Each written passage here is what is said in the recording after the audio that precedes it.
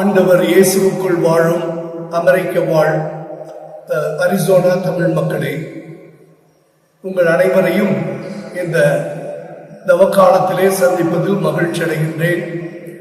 தவக்காலம் என்பது மனமாற்றத்தின் காலம். ஆண்டவர் இயேசுக்குள் மீண்டும் வருகின்ற காலம், இறைவனை தேடுகின்ற காலம், இறைவனுடைய இரக்கத்தையும் மன்னிப்பையும் அருளையும் பெறுகின்ற காலம்.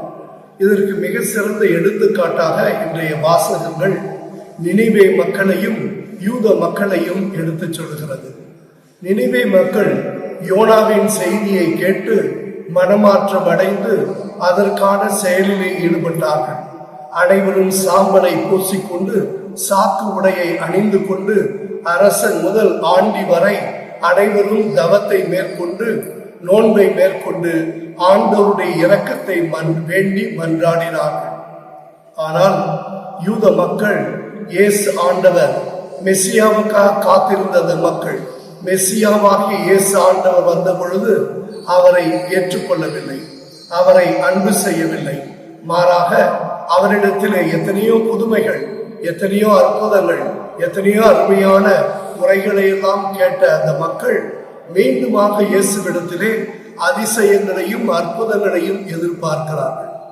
எனவே இவர்கள் இயேசுவின் மீது நம்பிக்கை கொள்ளவில்லை, இயேசுவின் மீது பற்றுதல் கொள்ளவில்லை, இயேசுவை ஏற்றுக்கொள்வதற்கு மனம் தயங்குகின்றவர்களாக இருக்கிறார்கள்.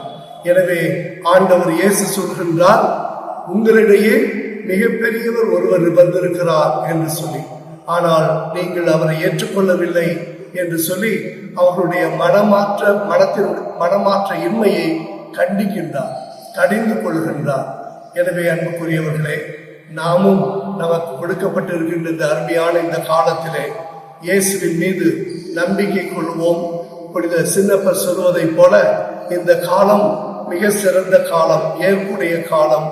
ஆண்டவரோடு ஒப்புரவாகுங்கள், இன்றே நல்ல நாள், இன்றே ஆண்டவருக்கு உரிய நாள். எனவே அவரிடத்திலே நாம் அனைவரும் திரும்ப வருவோம் என்று சொல்லி நமக்கு அழைப்பு விடுக்கின்றார்.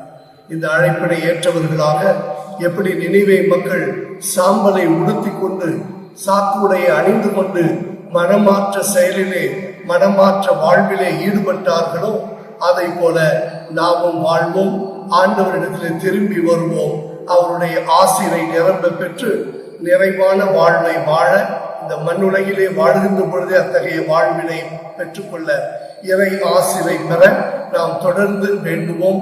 ஒருவருக்காக ஜெபிப்போம். நன்றி.